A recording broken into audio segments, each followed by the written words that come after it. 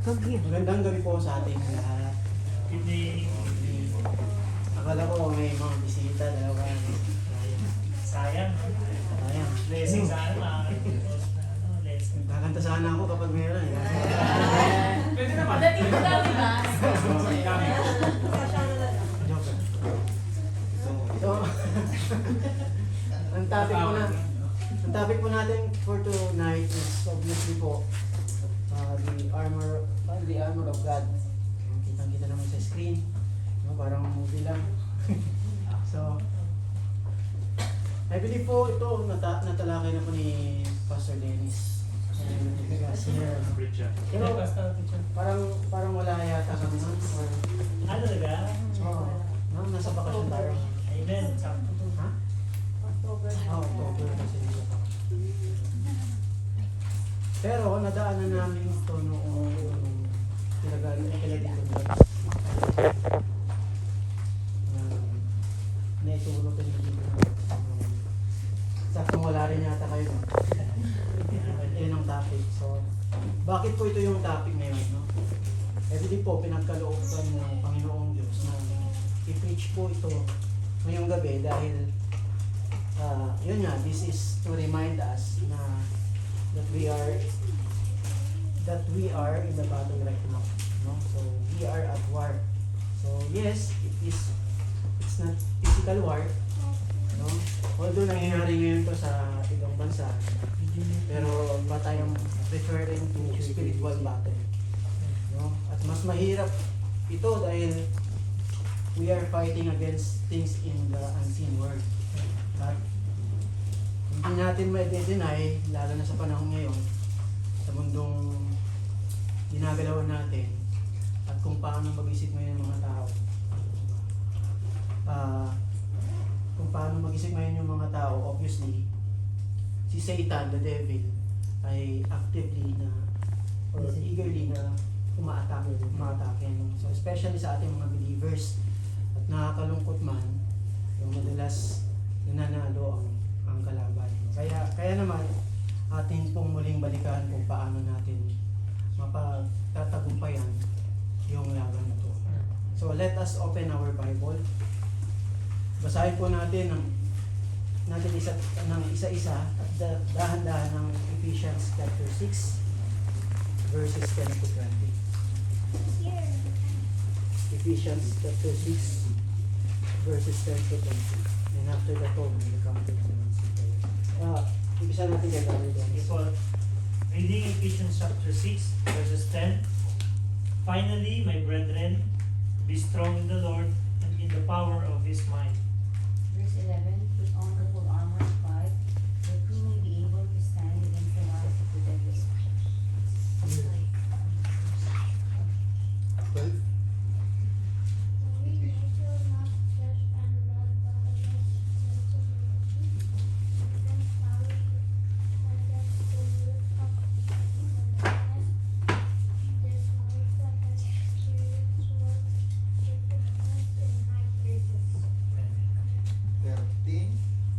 Wherefore take unto you the whole armor of God, that you may be able to withstand the evil day, and having done all to stand. Verse 14, stand therefore, having your loins girt about with truth, and having on the breastplate of righteousness. Verse 15, and your feet shod with the preparation of the gospel of peace. 16, above all, taking the shield of faith, wherewith ye shall be able to quench all the fiery darts of the wicked.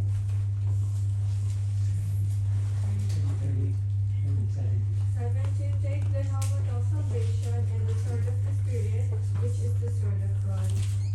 18, praying always with all prayer and supplication in the Spirit, and watching thereunto the perseverance and supplication for all saints. Verse 19, and for me that utterance may be given unto me, that I may open my mouth boldly, to take known the mystery of the gospel.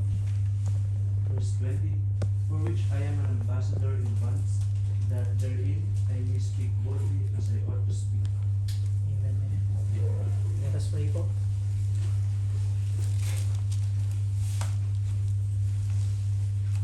Bilang Diyos, maraming nasa langit, maraming makapangyarihan sa lahat.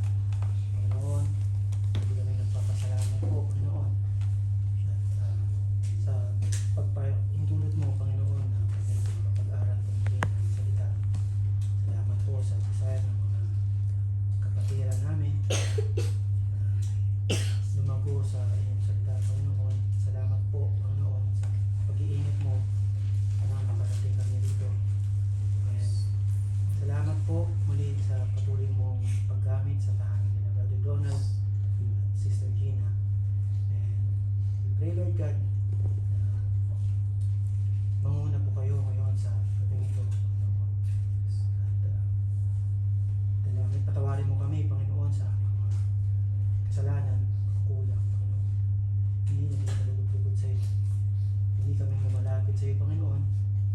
At ihanda mo po ang aming puso't isipan para sa pag-aaral namin ngayon. Naway ikaw lamang po may taas sa gabi nito. Panalangin namin ang mga Bible study points na nagaganap din po sa iba't ibang lugar, Panginoon, sa Dubai, sa Sharjah, sa Ras Al Khaimah. Pray, Lord God, na ikaw ang siyang manguna sa amin na magtuturo po ng iyong salita. Ilagay niyo po kami sa inyong likuran na may salita mo lamang po kami. May isang bit, Panginoon. Paalala mo po ang iyong tinuro sa amin. At tulungan mo po kami na maging daluyan po yan ng iyong mensahe. Salamat po muli at naway i-bless mo po ang aming pag-aaral. Naway ikaw lamang po mapapurihan. Ito po ang aming samot dalangin sa pangalan ni Jesus. Amen.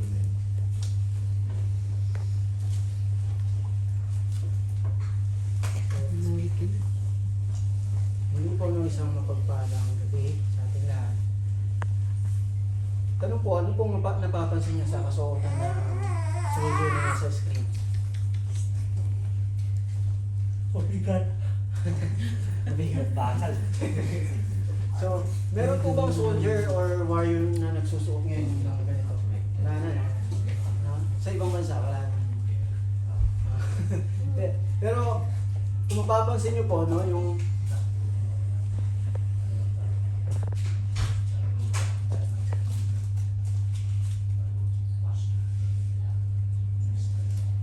ito, well, kung mapapansin niyo po, no, yung kasuotan ng mga sundalong Romano noon. No? Noong unang panahon, madalas mga Roman soldier nananalo sa mga digmaan. Diba?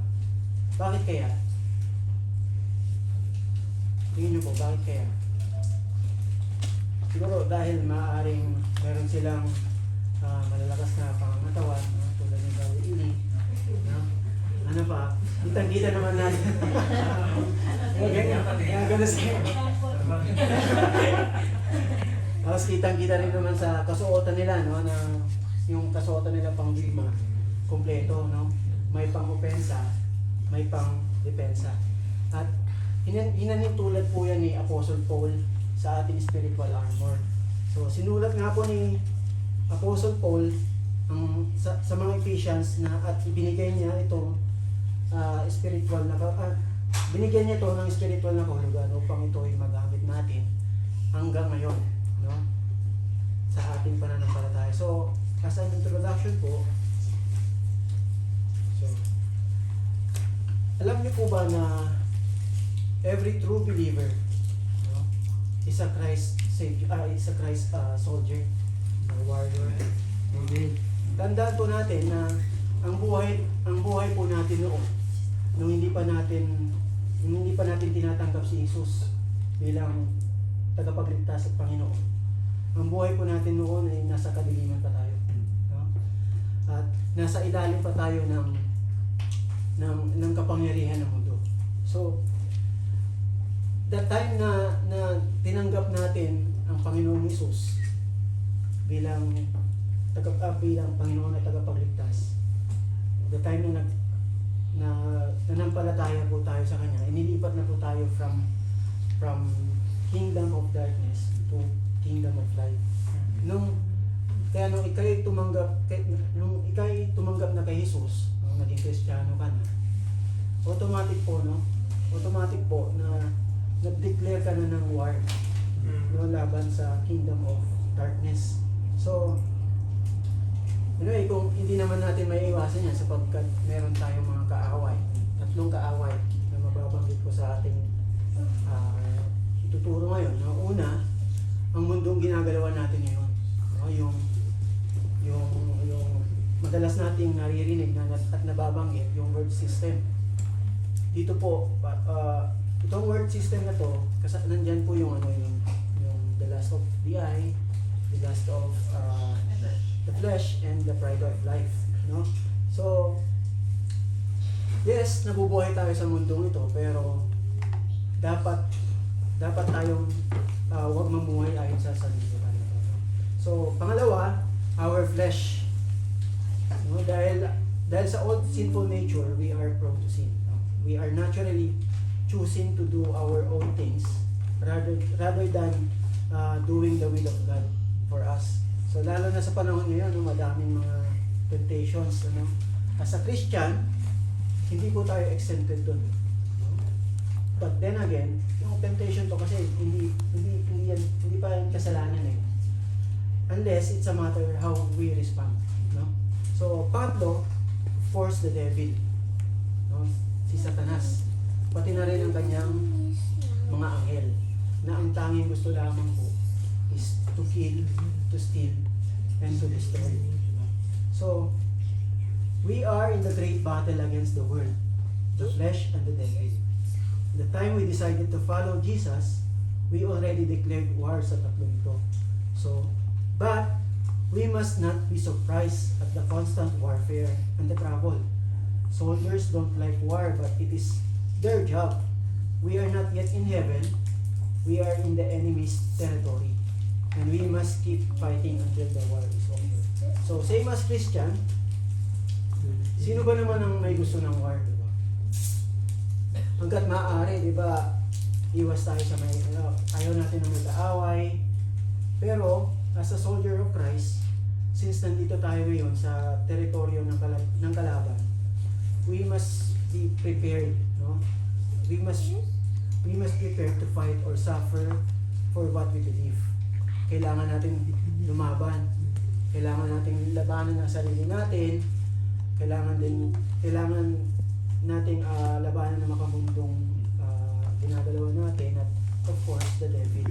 So, basahin po natin muli ang Ephesians chapter 10 verses 10 to 13.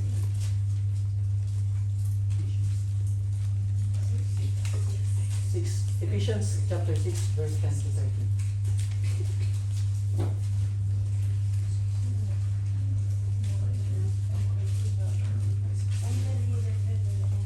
Brethren, be strong in the Lord and in the power of His might.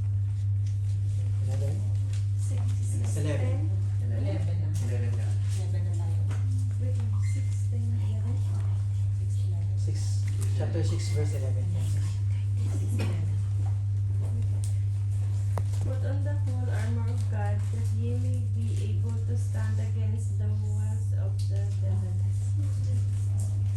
Well, for we wrestle not against flesh and blood, but against principalities, against powers, against the rulers of the darkness of this world, against spiritual wickedness in high places. 13. Wherefore take unto you the whole armor of God, that ye may be able to withstand in the evil day, and having done all, to stand. Amen. So just to give you a quick overview po, ang book of Ephesians ay naisulat po ni Paul nung siya ay nasa Rome. No? That time po, nung time na yon, si Paul ay nakakulong sa Rome mismo. At naisulat po ito probably between 60 AD to 64 AD. No? At isang rason kung bakit isinulat ni Paul ito, particularly sa ating passage ngayon, for tonight, para palakasin ang mga Kristiyano sa kanilang pananampalataya.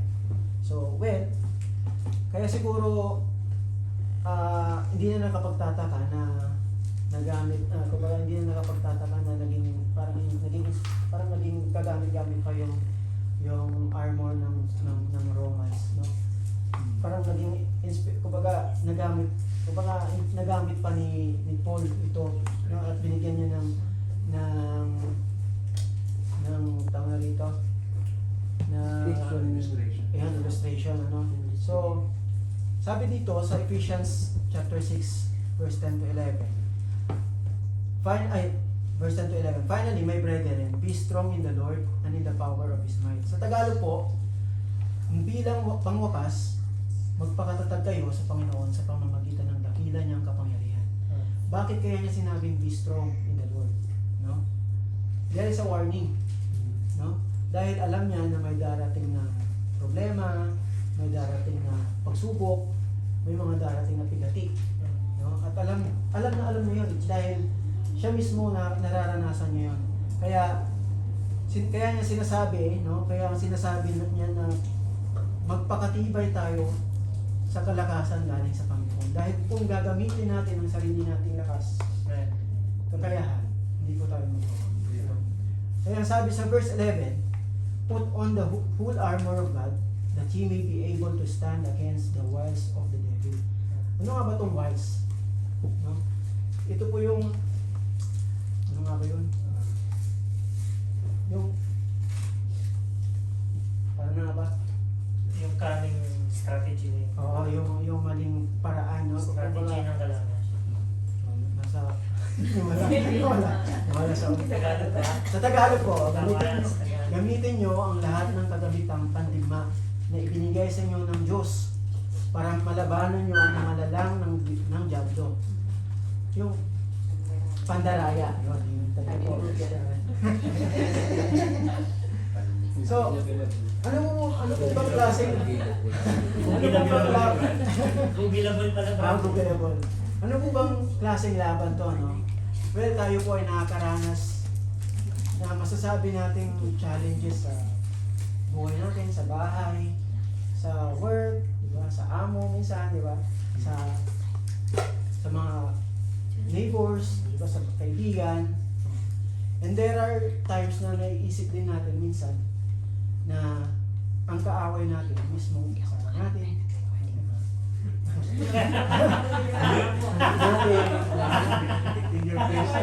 Anak natin, di ba? Sample lang naman. Una-una talaga. Kamag-anak or in-laws, di ba? So, mga katrabaho, there are times na feeling mo sila yung kaaway mo.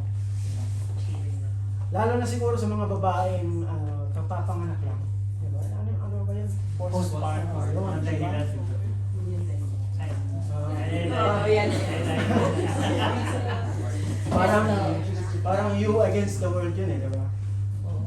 Parang naranasan mo, pero nakita-kita naman eh sa ano. Pero sa Bible po, hindi talaga sila yung kaaway natin. The Bible says in verse 7 and in verse 12, for we wrestle not against flesh and blood, but against principalities, against powers, against the rulers of the darkness of this world, against spiritual wickedness in high places. Sa Tagalog po, sapagkat ang kalaban natin ay hindi mga tao, kundi masasamang espiritu na sahing papawid, mga pinuno, may kapangyarihan at may tagapamahala ng kadilimang namamayani sa mundong ito. So malinaw po na ang kalaban natin dito is not your wife, your husband, or inyong mga anak, mga indos, magulang, katrabaho. Hindi po tao, no? Ang ating kalaban ay isang kalaban na hindi natin nakikita. No? Hindi lamang po isa to, no? Marami to. No? Ang devil at ang kanyang mga anghel, no? Sabi sa verse 13, wherefore take unto you the whole armor of God, that ye may be able to withstand in the evil day, and having done all to stand. Sa Tagalog po, kaya gamitin nyo ang lahat ng kagamitang pandigma na ibinigay ng Diyos sa inyo para sa oras ng dumating ang kasamaan ay magawa ninyong makipaglaban. pagkatapos ng pakikipaglaban ay mananatili pa rin kayong matatag. So malinaw na malinaw po na God provided an armor, no, in order for us to win the war. So again, it's not the war against the people like us, but it's a war against the ruler of darkness, no, which is the devil. So may napanood po ako noong nanadaan lang sa newsfeed ko. May isang lalaking nakapatay. May isang lalaki nakapatay. At yung tatay niya, yung tatay ng biktima, nung nasa hearing sila, ang sabi po ng tatay niya sa nakapatay, hindi ako galit. Kumbaga, hindi ako galit sa'yo. Galit ako sa devil, no, na nag-udyok para pa kayo ngayon. Diba? Nakaka-amaze na nakakalungkot. Diba? Kung sabi ko nga sa isip ko, Kung ikaw yan. punong-puno siya ng spiritual, na salita ng Diyos. No? Kung iisipin mo, kung Kung ikaw yung nasa oo, parang ang hirap, no? Makulit ngayon ako, pero di ko naman, di ba? Lalo mo po ang mamimiss kasi makulit, tapos biglang wala, di ba? Di ba? Kung siguro kahit naman sino sa atin, parang ang hirap nun para sa atin as a Christian. Pero itong tao to, no? Grabe. Pero after nun, yung nakapatay, after nung sinabi niya yun, after ng hearing, dali-dali siya pumunta sa tatay. Iiyak. Tapos, ang niyakap niya ng mahigpit. So, that point po, no, malaki ang chance na nagbago po yung nakapatay. No? Maaaring pag laya niya, baka maging pastor din, no? Di ba? Parang ano, di ba? Parang yun ang nakikita natin sa mga testimony. So, kaya napaka-importante po na suot-suot natin ng mga ito, no? Isali natin yan sa later on yung armor of God. So, kaya tandaan po natin na hindi po literal na tao kalaban natin, no? Kundi yung mga demonyo. Pinupush yung mga tao para gumawa ng masama sa atin. So, next po, sabi dito, we stand in God's power. The believer's armor is provided by God. The armor of God in Ephesians 6:11. We don't stand in our own power. We have the victory. Tinapos na po ito ni Jesus mula nung ipinako si Jesus sa krus ng Kalbaryo. Napagtagumpayan na po natin ito, no? Napagtagumpayan na po niya ito mula noon. So, talunan na po si Jesus, si Satanas. So, that is why we don't have to be afraid of the devil. But we have to stand against him and be on guard. In addition po, kanina, meron pa pong isang dahilan kung bakit madalas nagwawagi ang mga Roman soldiers. No? So, because they know how to use their armor. Well trained po sila. No? Kaya naman bihasang-bihasa sila sa paggamit ng baluti nila. No? Laging handa sa laban. Remember po, God's armor are always available. Free siya, walang bayad. Hindi kailangan rentahan, no? 24/7 free and available. We just need to learn how to we just need to learn how to use it, and we just need to learn how to fight. So, for that po, we have 6 armor of God na ating pag-uusapan. And the first one is the loins girt about with truth. This refers to the belt of truth. No? At mababasa natin yan sa Ephesians 6 verse 14. Let me read po Ephesians 6:14. Stand therefore, having your loins girt about with truth. So, stop po muna tayo dyan. So, ano bang ibig sabihin ng loins? Ito po ay balakang. No? Sabi dito, the loins must be protected in battle because if you are wounded in the loins, you cannot continue to fight. No? Pagdating po sa literal na digmaan, kapag natamaan ko pag natamaan ka sa balakang, no, ng espada o kaya ng darts, no, malamang hindi ka na makakakilos niyan. Kasi sa loob ng balakang natin, may mga ano yun eh, vital parts, no, na kung saan kung nasugatan man, kumbaga mahihirapan ka ng kumilos, no? So we need to protect it. We need to use the belt of truth, no? Like nang sinusuot ng mga soldier noon. Dahil hindi lamang po ito protection, no? Ito rin po ay nagsusupport sa ibang parts ng armor. So nung ancient times po, yung belt of truth ng soldier ay isa sa pinaka-importanting part ng balute. Dahil yung sinusuot nilang pangitaas, loose po yun eh, may loose. So kaya necessary na higpitan ito, no? At saka yung sa belt na yun, hindi lang po ito hindi lang ito hindi lang ito pang protection, kundi doon din nilalagay yung mga espada, yung mga pera nila. Kaya dapat mahigpit ito in order for them to move as they like, lalo na sa oras ng digmaan. So it will protect the loins and it will hold also the soldier's clothing next to his body. Now sabi po dito, that belt signifies truth because the protection is truth. Ano po ba ang kabaliktaran ng truth? Lies. Po, tama po. So, sabi rito, lying is of devil. Nagwakasa natin yan sa John 8:44. And it is of the old sinful nature. Lying is of darkness. It is of the world. We must put it off and put on the new man, which is Christ. So, alam naman po natin na that Satan is the father of lies. Diba? He will use some situation in order for us to lie. No? Remember, we are still in the sinful flesh. No? Dahil sa old sinful nature. Minsan, hindi natin napapansin, no?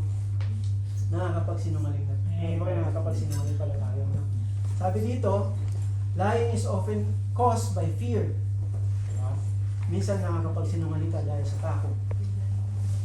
Like, yung pagsisinungaling ni Abraham nung sa Egypt. Kumbaga, sinabi nila, magkapatid sila ni Akara.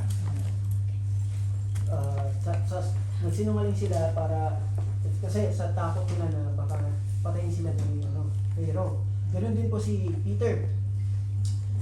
Dininay niya si Christ ng 3 times sa takot na baka madamay siya. No? So, lying often caused by hatred din po. No? People tell lies to hurt someone because they hate them. Wala naman po siguro sa atin. No?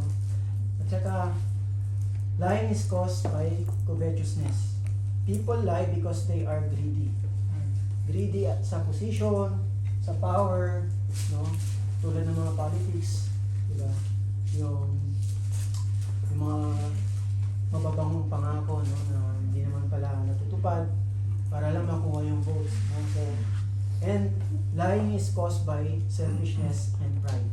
Alam naman po natin ito, no? So Satan will use lies to defeat us spiritually. So babatuhin ka ng kasinungalingan ni Satanas. No? Pwede niyang sabihin sa iyo na hindi ka totoong ligtas. No? Pwede niyang hindi ka pa talaga yung totoong mananampalataya, no? Kasi ginagawa mo pa rin yan. At kung ginagawa mo pa rin kung anong bawal, di ba? So bibigyan ka ng pagdududa ni Satanas. Isisingit niya sa utak mo na hanggang sa mawindang ka, no? Sisingit niya sa utak mo yung mga kasiraan, no? Hanggang sa mawindang ka na in result, magda-doubt ka, magdududa ka na, tapos yung belief mo nawala na. So yan ang gawain ni Satanas. Ginagawa niyang kasinungalingan yung katotohanan. Katotohanan sa kasinungalingan. That is why we have to wear the belt of truth because this is our protection spiritually. Panghawakan natin yung katotohanan dahil our God is the God of truth. No? Sabi rito, the protection is truth. This refers to truthfulness, honesty. God is a God of truth. Sabi rito, and His people must be truthful people. Basahin po natin ang John 17 verse 17.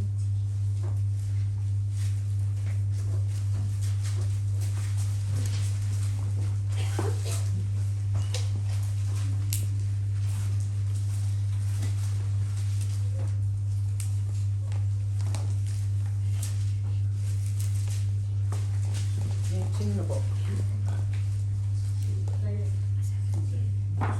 John 17 verse 17. John 17 verse 17. John 17, verse 17. Sanctify them through thy truth, thy word is truth. Amen. Amen. So in this passage po, no, Jesus is praying to God the Father na to sanctify His people, to separate His people by His truth. Then Jesus said that God's word is truth. Thy word is truth. So at ang definition ko ng truth is reality. So as a Christian, we can identify the truth and the reality based on God's words, no? Because it says God's word is truth. So balik po tayo sa ating slide. So the way how to put the belt of truth, protection, is by reading God's word and understand that what you read is truth. So ito po ang ating protection laban sa father of lies, which is Satan. Kaya importante na alam natin ang katotohanan ng nanggagaling sa salita ng Panginoon. And the reason why the belt is the first piece of the armor, ito ay dahil kung hindi tayo naniniwala kung hindi tayo naniniwala na totoo ang salita ng Diyos, no? So it doesn't make sense para suotin pa yung ibang armor. Diba? Kaya mahalaga na lagi natin suot-suot ang belt of truth. Suot-suot natin dapat yung knowledge natin about sa salita ng Diyos. In order to achieve that, lagi tayo magbabasa ng salita ng Diyos. And make sure na naiintindihan natin ito. So, para kahit ano pa po ang iba to sa akin ng mundo ko, para kahit anong kasinungalingan ang iba to ng kalaban, kung alam mo ang katotohanan, hindi tayo masusunod. So, yan po yung belt of truth. No? Next po, the breastplate of righteousness. No? This is the second piece of armor of God. So, let me read po ulit ang Ephesians 6:14. Stand therefore, having your loins girt about with truth, and having on the breastplate of righteousness. Yan. So, the breastplate covers the heart and is a very important part of soldiers' armor. It was used to protect the heart. No? Pagdating naman sa spiritual battle, Bugaboy. Sabi nga nila, di ba, the heart is deceitful. Diba? Kaya dapat lang na protektahan natin yung puso natin. So, breastplate will protect our hearts in the weight of guilt and the shame when we fall against sin. So, but we can protect it by living righteousness. So, this is described in the Ephesians, putting away angers. Basahin po natin yung Ephesians chapter 4 verse 26. Ephesians chapter 4 verse 26. Ephesians chapter 4 verse 36. 26. Be angry and sin not. Let not the sun go down upon your wrath. Amen. Amen. No?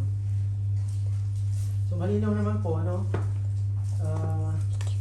If you're living righteousness, let us put away angers. If you're angry, do not sin. Huwag kang matulog ng may kagalit. No? Let's try po na i-evaluate yung sarili natin, no? Kung nagagawa ba natin itong mga to, no, as a Christian. So, next po is not stealing. No? Verse 28 po. Ephesians 4 verse 28. Let him that stole steal no more, but rather let him labor, working with his hands the thing which is good, that he may have to give to him that needeth. Amen. Sino dito ang nag-steal? Nakapag-steal na? Diba? Diba? Diba? Alis lahat tayo. Minsan hindi natin napapansin. Puno na pala yung... Puno Hindi na na pala ng ballpen. papansin ka. Hindi na papansin kung kumukubit ka. Hindi natin napapansin na puno na yung... Puno na ng ballpen yung bag natin. Kasi... Ganun ako eh. Hihiram lang ako konti. Minsan pala nasa bag ko na. No? So... Yan po yung stealing. Working and giving to help others. So, basahin ko po. Let him that stole steal no more, but rather let him labor, working with his hands the thing which is good, that he may have to give to him that needed. So, ginagawa ba natin yan sa buhay natin? Next po, pure speech. So, chapter 4, verse 29 to 31. Pure speech.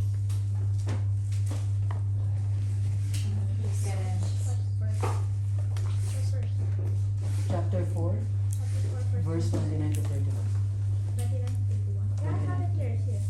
Let no corrupt communication proceed out of your mouth, but that which is good to the use of edifying, that it may minister grace unto the hearers. And grieve not the Holy Spirit of God, whereby ye are sealed unto the day of redemption. Let all bitterness and wrath and anger and clamor and evil speaking be put away from you with all malice. Amen. It refers how to talk, no? Is it to edify? Is it to edify others, or is it to hurt people? Diba? So, next po, being kind and forgiving. Diba? Chapter 4, verse 22. Being kind and forgiving. And be ye kind one to another, tender-hearted, forgiving one another, even as God, for Christ's sake, has forgiven you. Forgiving one another. Minsan, ang hirap magpatawad. Diba? May kagalit na tayo. Ngayon, matuto tayong humingi ng patawad. Diba? Kasi, kung gusto mong patawarin ka ng Panginoon, patawad tayo. So, next po, putting away fornication and uncleanness. Especially sa mga men, sa ating mga men. So, next po, putting away covetousness. Tanggalin ang inggit sa pagiging greedy. So, having no fellowship with the unfruitful works of darkness. Huwag tayong makiayon sa gawa ng kamunduhan, but rather to reprove them. Next, redeeming the time. No, be careful using the time because the days are evil. No? And next po, being submissive wife. No, i-highlight niyo po yan. Yan. Next, being a loving husband. Check natin yan. Being an obedient child. Being an engaged, compassionate, and wise father. Being diligent servant. And being just a master. Being a just master. So, na-evaluate ba natin yung sarili natin, no? Lahat ba nagawa natin yun? Diba? Ang hirap, no? So, tingin na isa lang dyan, hindi mo nagawa. Unrighteous ka na. Diba? But remember po, nang sabi sa Romans chapter 3 verse 10, kasi 3:10, where there is none righteous, no one. But as we all know po, the moment we believe and follow Christ, we are already justified and declared righteousness and righteous. So not because of our works, but because of the work of Jesus Christ. You know, by His blood, no? Yung atoning sacrifice na ginawa ni Jesus Christ. But then again, not because we declared righteous through faith in Jesus, pwede na tayong gumawa ng kasalanan. Hindi po. Hindi po ito lisensya para gumawa at maging komportable tayo gumawa ng kasalanan. Questionable po yun.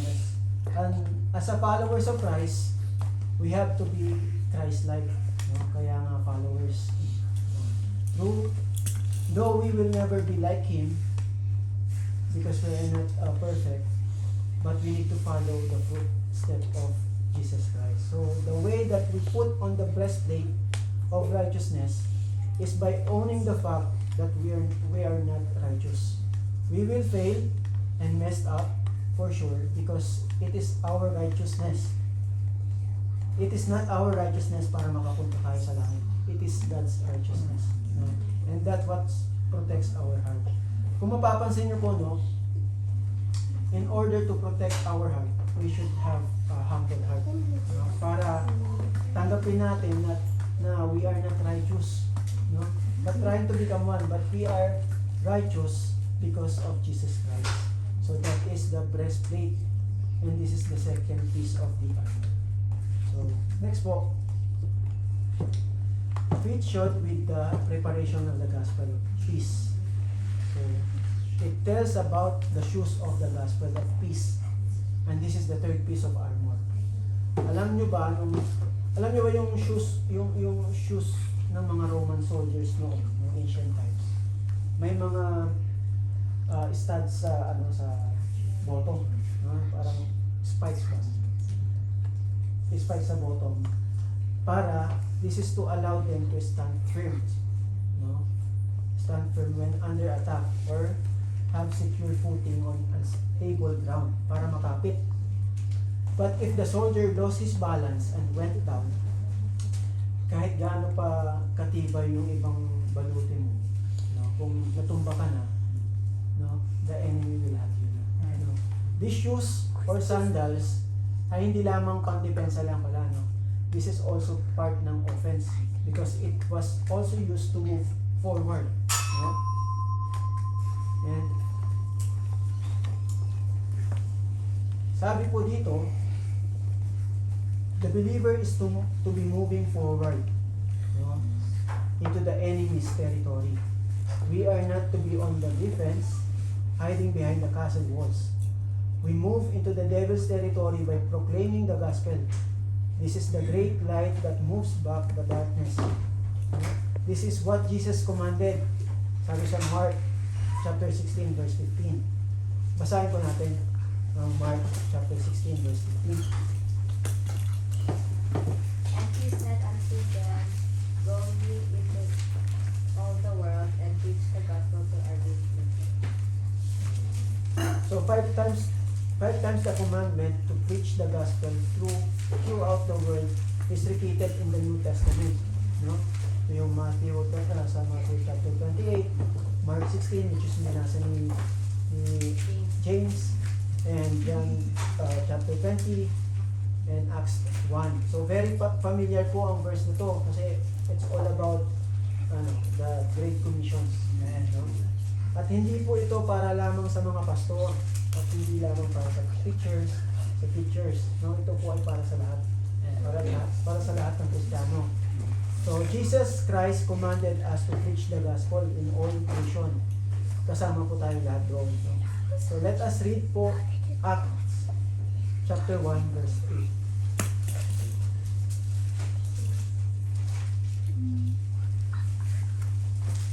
Acts chapter 1 Verse 8. 8. Yes. He was not that light. I'm sorry. That we shall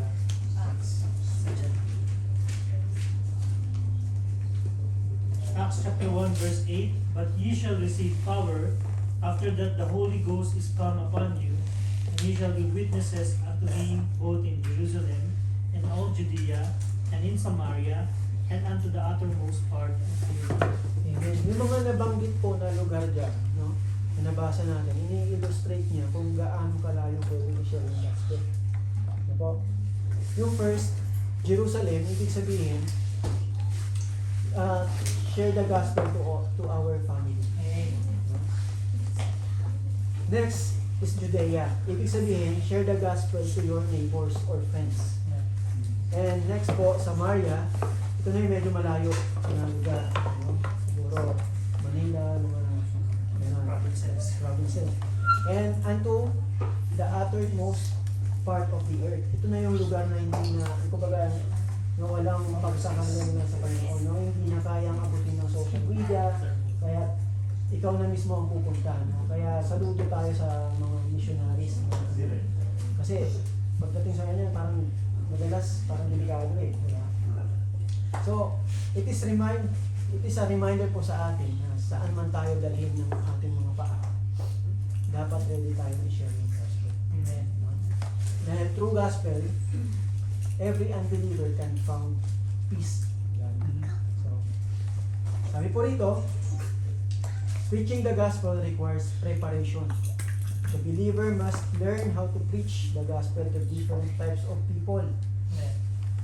We must learn how to deal with sinners' arguments. This reminds us that each church is to be a training center to prepare soldier for the warfare. So kailangan pala marami tayong baong bala. No? What I mean is marami tayong baong salita ng Panginoon. No? Dahil unfortunately, hindi lahat tatanggap. No? Maraming makakarinig, pero hindi lahat tumatanggap. No? This is the reality. Because as Christian, no, that preaches gospel, kailangan din natin pag-aralan kung paano yung atake natin. Diba? Sa ibang tao. Hindi yung sa pilitan. Diba? Pagdating dito, yan muna hindi po ganun. So again, it is a reminder sa ating lahat na maging busy rin tayo for sharing the gospel to everyone. I hope na magkaroon tayo ng desire to share the gospel. Although for sure, desire natin lahat yan. No? Pero madalas nauunahan tayo ng hiya, takot. Pero sa totoo lang, wala naman dapat tayong ikahiya. No? Kasi bakit ka mahihiya na i-share ang good news? Good news na yun, di ba? So again, it's a good reminder po sa ating lahat. No? And sabi dito, those who are not busy getting out the gospel do not have protections from the evil. No? Because they are living in disobedience. So, we have to put on the shoes of gospel. Next po. The shield of faith, which is the fourth piece of the armor. So, let us read po Ephesians chapter 6, verse 16.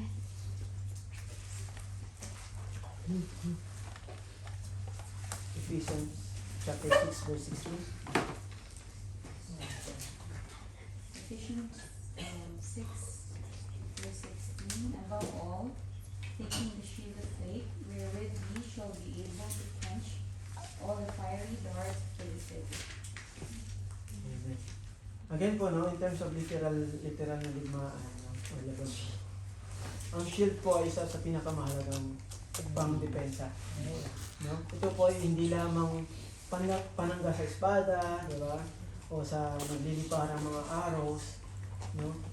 It can also quench or patayin yung flaming arrows. Kasi alam niyo nung ancient times, yung kapag sumasalakay yung kalaban, gamit yung arrows, may binababad pa nila sa apoy. Apoy ba yun? O siguro gas, tapos para lamang kapag nirelease nila yung arrow, kahit nasa ere na, may apoy pa rin hanggang sa mapunta sa target nila, no? So hindi lamang po isa yan for sure, no? Marami yan, no? Tuloy-tuloy, napakarami, di ba? Parang ulan sa era na umaapoy, no? Tapos babagsak sa iyo. Kung i-imagine mo, no, ang lahat ng araw papunta sa iyo, no? Mabilis, diba? Mamulis, tapos umaapoy pa. Di ba? Matatakot ka na eh kasi kumbaga manindigas ka na lang siguro kasi sa sobrang takot, no? Kala mo kung tamaan ka nun, tusok ka na, masusunog ka pa, di ba? So, pero ang Roman soldier po ay may mga shield na kayang harangin ng mga nagsisigparang araw na may apoy, no? Kayang patayin yung apoy. So, at kaya rin pong protektahan ng buong katawan. Kasi yung shield dito, maliit pa po yan eh. Yung totoong shield talaga yung malaki, no?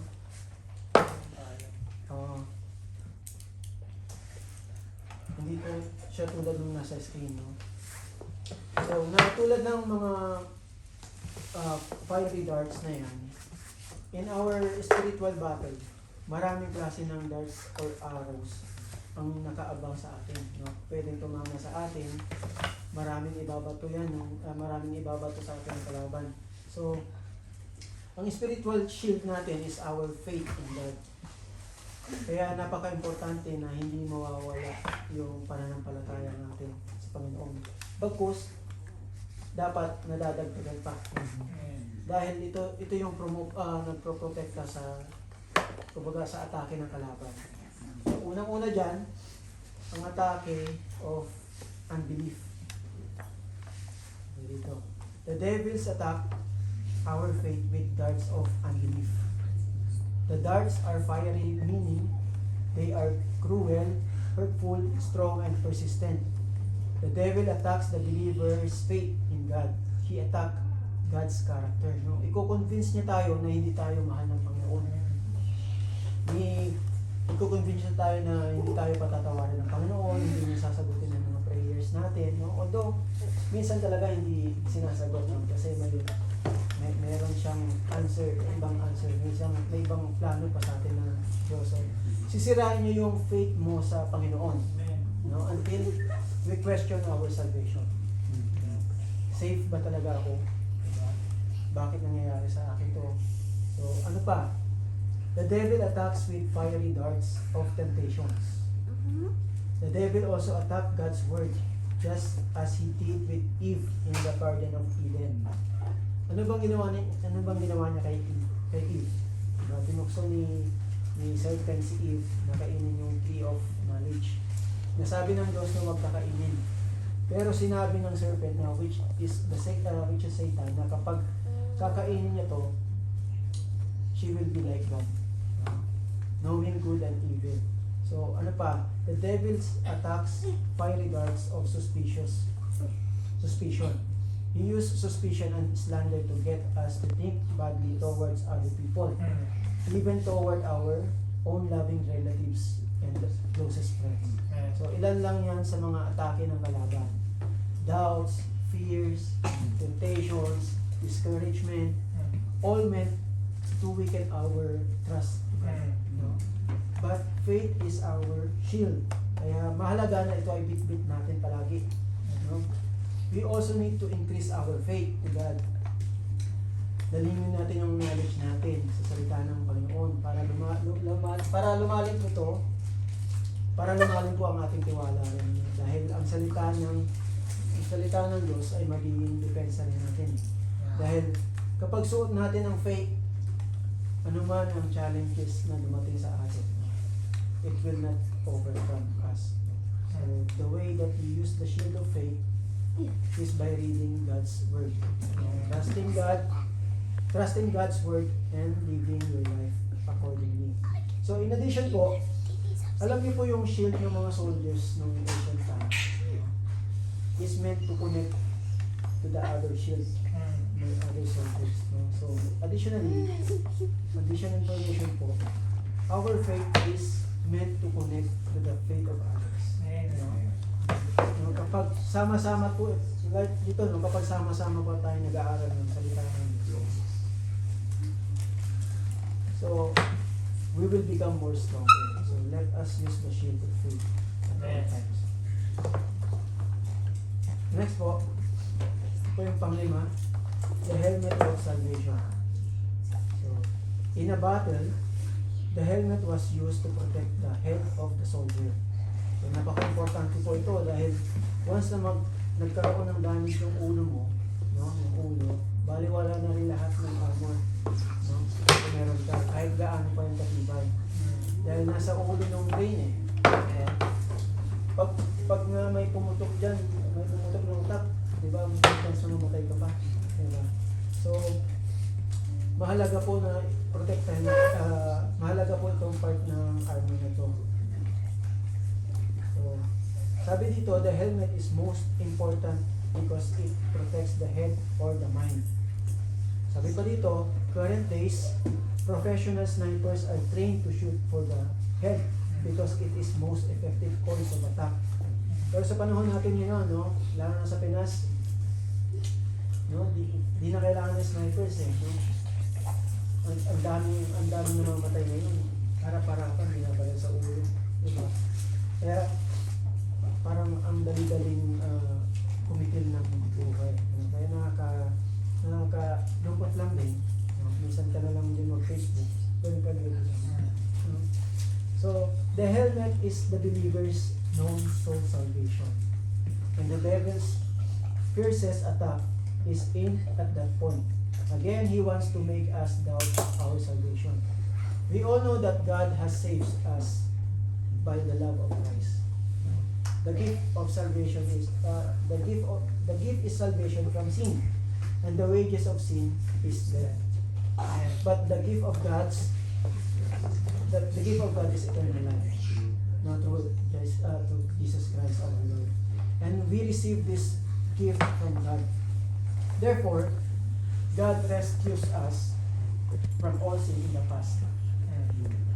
God saves us the power of sin even today. No? He also gives us hope to be free from the sin in the future. And that is the assurance of salvation. So the helmet that protects the mind of Christian soldier is the salvation. And the helmet of salvation will protect us from fear, anxiety, and stress. No? Yan ang atake ng kalaban, lalo na ang mandot sa kaligtasan. Kaya as a Christian soldier, lagi dapat natin suot-suot ang spiritual helmet natin, which is the helmet of salvation, because this will protect our mind. To put on his helmet properly, the believer must understand his salvation. He must understand the great price that was paid to assure that his salvation is full and free.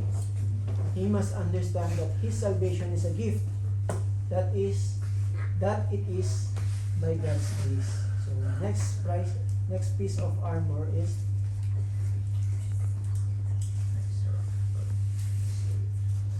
the sword of the Spirit.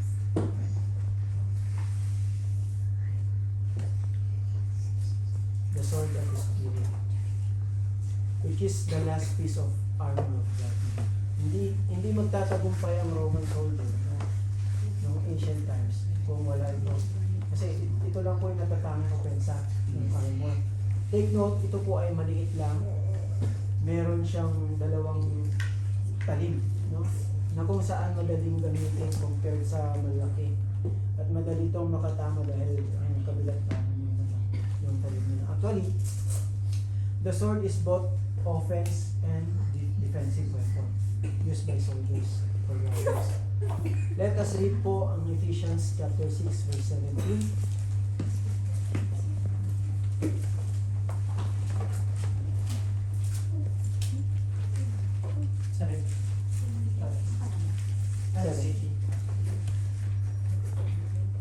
And take the helmet of salvation and the sword of the Spirit, which is the word of God.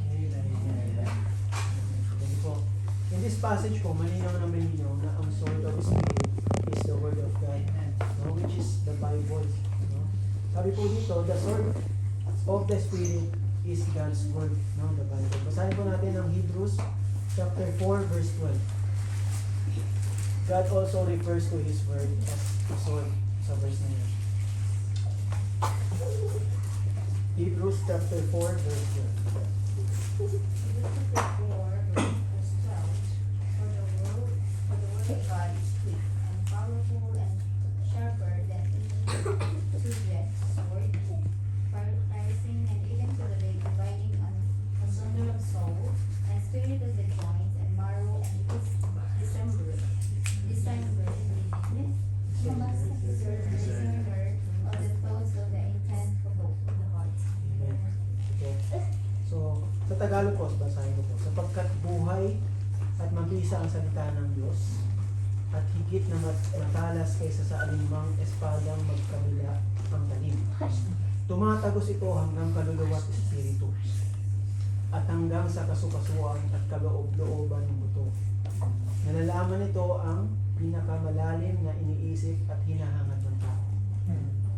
So, ganun po kabisa ang salita ng Diyos, no?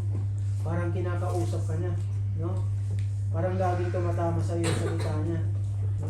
Makikita mo dito na kilalang-kilala ka niya kasi sabi dito, no, piercing even to the diving asunder of soul. So, sobrang talim ng salita ng Diyos, tumatagos ito maging sa kaibutiran, no? Ay buturan ng tulo at ng kaluluwa. Sabi pa, is a discerner of the thoughts and intents of the heart. Alam niya kung ano ang nilalaman ng puso at isipan natin. Kaya minsan kapag nag-preach si pastor, no, alam mo ikaw yung topic. Pero sa totoo lang, wala naman siyang alam, no? Amen. Kasi nahihiya tayong sabihin. Amen. Pero Diyos na mismo nag-adjust. Diba? Diyos na mismo nag-adjust. Hindi mo man in-open, alam niya kung ano yung nasa isip mo. Kung ano yung nasa puso mo. Kaya nga, ang sword of spirit ay di lang pang-depensa, yung pang-depensa pa. So, thanks po. The sword is the offensive weapon. Please again remind us that we are to move forward against the enemy rather than merely standing still and remaining in the defense posture. So may magandang example po tayo dito, no, sa Bible. Basahin po natin, no. Basahin ko po ang Matthew chapter 4 verse 3 to 11. So ito po yung time na tinutokso ni Satan si Jesus Christ. Matthew chapter 4 verse 11.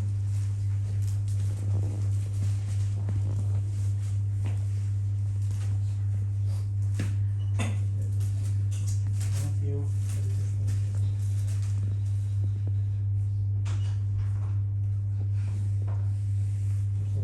Matthew chapter 4 verses 3 to 11. And when the tempter came to him, he said, If thou be the Son of God, command that these stones be made bread. No? But he answered and said, It is written, Man shall not live by bread alone, but by every word that proceeded out of the mouth of God. Then the devil taketh him again. Sinagot niya agad. No? Then ito naman si Satan, nagtanong ulit na di pa ako ba sinuksan niya ulit.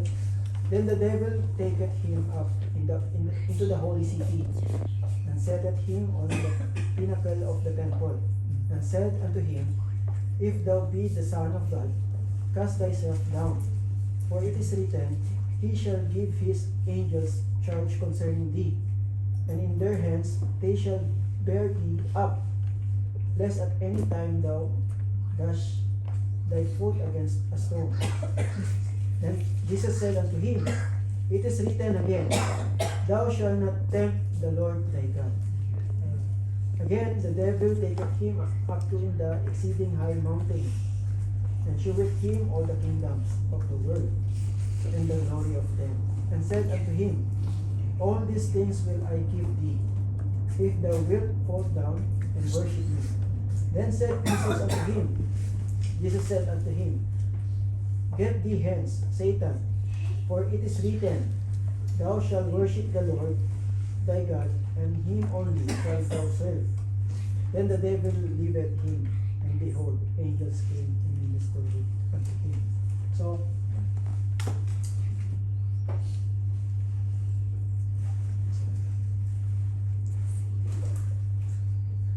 makikita po natin kung paano sinagot ni Jesus Christ si Satan. No? And nakita niyo kung paano sumagot si Jesus. Hindi na siya nagpasikot-sikot. No? Ginamitan niya agad ng salita ng Diyos. No? And take note, that is offense. No? Offensa po yun. Napahiga si Satanas at siya'y umalis na lang.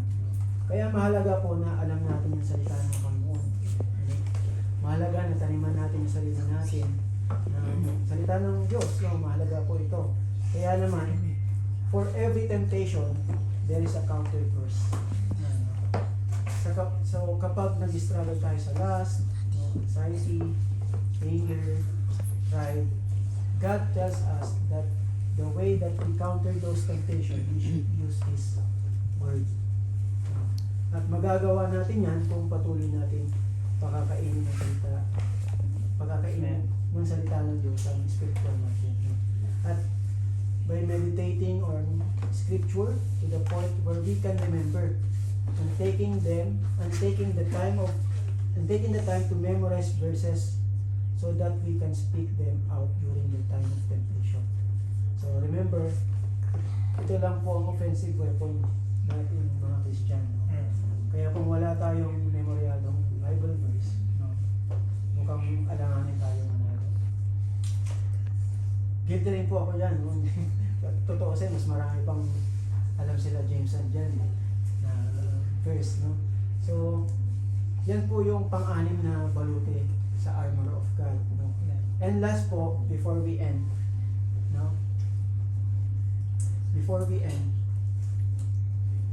praying. Though it is not literally part of the armor, but it is important part of our spiritual armor. So basahin po natin ang Ephesians chapter 6 verse 18 to 20. Ephesians chapter 6, verse 18 to 20. Praying always with all prayer and supplication in the Spirit, and watching thereunto with all perseverance and supplication for all saints. 19. And for me, that utterance may be given unto me, that I may open my mouth boldly to make known the mystery of the gospel, that is for which I am an ambassador in bonds, that therein I may speak boldly as I ought to speak. Amen. Babasahin ko po sa Tagalog.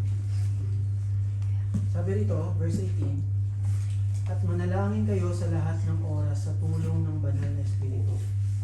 Ipanalangin nyo ang lahat ng dapat ipanalangin. Huwag kayong magpabaya. Patuloy kayong manalangin lalo na ang para sa lahat ng mga pinabanal. Verse 19, ipanalangin din ninyo ako sa tuwing mangangaral ako. Nabigyan ako ng Diyos ng wastong pananalita para maipahayag ko ng buong tapang ang magandang balita na inilihim noon. So, verse 20, sapagkat isinubo ako ng Diyos para mangaral ng magandang balita ito, na siyang dahilan ng pagkakabilanggo ko. Kaya kung maaari, ipanalangin ninyong maipahayag ko ito ng buong tapang para ng nararapat. So when you look at the passage po, no, it marks the end of the armor of God. No? And Apostle Paul concludes it with praying at all times.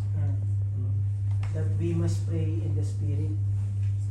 We must sleep less in prayer. No? We must concentrate and persevere sa ating prayer. No? And we must pray unselfishly.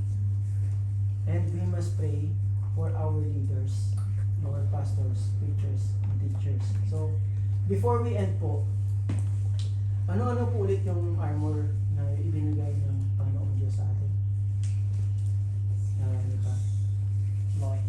First, belt of truth. Second, the breastplate of righteousness. Third po, the shoes of sandals of the gospel of peace. Fourth, the shield of faith. 5, the helmet of salvation. 6, the sword of, and lastly po is prayer. Remember po, God's armor are always available. Free yan, walang bayad. It's a gift from God. No? Hindi kailangan mantahan 24/7 free. No? We just need to wear it at all times.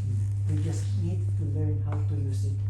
And we just need to learn how to fight. Amen. Magandang gabi po sa atin. Amen. Meron pong talagang May tanong. ako may tanong. Ano yung nakalagay sa likod? Ay, ayun din pala. Sige bro, elaborate niya. Meron din kasi dapat sana ilalagay ko rin yan. Pero kasi, kumbaga, walang sinabing armor sa likod. Pero, siguro dahil walang armor sa likod para tayo ay mag-moving forward yan. Walang atrasan, di ba? When you kapag ikaw ay naging Christian, wala nang There's no turning back. There's no turning back. Meron din, sinunod ko rin yan. Ang sabi, dahil walang armor sa likod, dahil nasa likodan natin lagi ang Panginoon. Oh, Amen. i-search natin yan. No? Ano yung mga illustration? Kasi once we turn our back to God, that's where imagine mo wala kang protection kasi meron siya sa likod eh. So it's parang illustration lang siya na we should never turn our back. Kasi nga prone tayo sa heat, di ba? So, Ano bang daragayan? ay lang bro, parang good illustration lang kasi wala siya sa likod. Kapag naging Kristyano ka, meron pa po ba? Kung wala na po, let's Amen. Wala na pong tanong. Clarification. Ang ganda po ng lesson, ano? Amen. Salamat po, Pastor Kirby. Amen. Praise God. Ang galing, no? Yung word talaga ng Panginoon. No? Talaga naalala ko yung unang araw nung sinasabi ni Brother Kirby. Hindi na siya marunong magsalita. Pero ngayon, napaka-detalye ng lesson, no? So, maraming salamat sa Panginoon sa paggamit niya kay Brother Kirby. Talagang walang imposible pag nag-desire po tayo na mag-serve sa Panginoon. Ayun, salamat sa aking wife kasi siya yung kumikilos.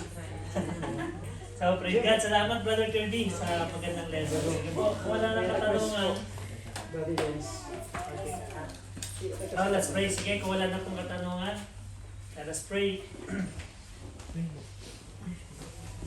Let's pray.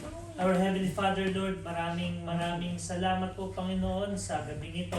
At we are truly blessed, Panginoon, sa aming narinig sa lesson na ito patungkol sa armor of our faith, Panginoon. Salamat, Panginoon, sa buhay ni Brother Kirby na yung ginamit sa amin upang may share po ang lesson na ito muli, Panginoon, at ma-remind kami na totoo nga po, Panginoon, na we should never turn our back to you, Panginoon.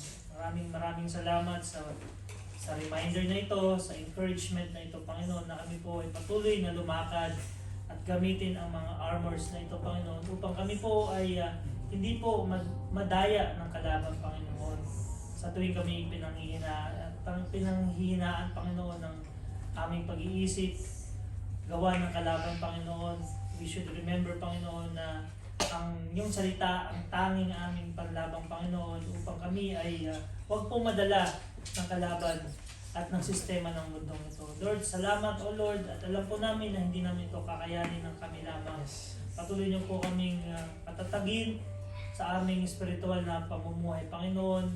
Patuloy niyo po kaming encourage sa tuwing kami po ay nadi-discourage. Patuloy niyo po kaming ay protektahan sa lahat ng aming lakad, Panginoon. Lalo na, Panginoon, ang aming pag-iisip. Dahil, Panginoon, ay hindi man ito nakikita ng mga tao na nakasarat sa amin. Alam namin na basang-basa niyo, Panginoon, ang aming iisipin.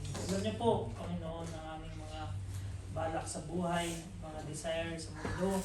Lord, tulungan niyo kami na punuin ito ng inyong salita, Panginoon. Sa tuwing kami tinatamang mag-aaral, Panginoon, encourage nyo kami, Panginoon, na magbasa ng salita in our personal time, Panginoon, sa devotion. Patawarin nyo kami, Panginoon, sa aming mga pagkukulang, sa aming mga katamaran, Panginoon, lalong-lalo na sa inyong gawain. Lord, patawarin nyo kami, and we thank you, Lord, for this church, na kung saan kami po ay nagpapalakasan, magkakapatid. Salamat, Panginoon, sa pangunguna ninyo sa buhay ng aming pastor. Patuloy niyo po siyang gamitin, Panginoon, protektahan ng sagayan, Panginoon. Kami po na inyong dinala sa church na ito ay patuloy na lumakad sa katotohanan ng Panginoon. Alam po namin na sinasabi niyo huwag kami tumingin sa tao. Bagamat, Panginoon, alam din po namin na may epekto rin po ang testimony ng bawat isa sa amin. Lord, we pray na gamitin niyo po ang buhay namin ay maging blessing din po sa buhay ng bawat isa na nakasaran sa amin. Alam niyo po ang pinagdaraanan ng bawat isa. Kami po ay may kanya-kanyang struggle sa buhay, Panginoon, mapag-asawa man lang, Panginoon, sa mga magkakapatid, sa mga magkakarelasyon na mga magulang, Panginoon. Kayo po ang nakakalam ng lahat-lahat, even sa aming trabaho, Panginoon. Lord, huwag niyo pong hayaan ang mga ito na maging dahilan kung bakit kami ay panghinaan, Panginoon, sa inyo. Lord, you always remind us that the joy is with you, Panginoon, at hindi po sa mga meron na kami material, Panginoon. Lord, maraming salamat muli sa mensahe ito. Naway, lagi namin isod ang armor na aming narinig sa amin. Ngayong gabi ito. We thank you, Lord, for the life of the person, O Lord, na mga nag-arrange din po, Panginoon, ng pagkain na aming pagsasaluhan. I-bless niyo po ang kanilang mga buhay, Panginoon, at ibalik din po ang kanilang generosity 10 times more, 100-fold, Panginoon, sa kanila. We thank you, Lord, for this food that we're about to eat, maging nourishment po ito sa pangangatawan ng bawat isa. And we also pray sa aming pag-uwi sa kanyang tahanan. Lord, kayo po gumabay sa bawat isa, bigyan niyo po kami ng protection as we reach home safely at kapahingahan, Panginoon, na aming kakailanganin sa aming pagtulog ngayong gabi. Lord, bigyan niyo po kami ng kinabukasan na may lakas, na may saya, na may galak, O Lord. At tanggalin niyo po, Panginoon, ang maaaring maging dahilan bakit hindi po kami makapunta ng Sunday, Panginoon, sa worship service na inyong tilaga sa aming bawat isa. And handaan niyo po ang aming puso at spiritual, Panginoon, sa lesson na darating. Gabayan niyo po kami at ang aming mga kapatiran, O Lord, sa darating. All of this, O Lord, we pray in the name of our Lord Jesus Christ. Amen.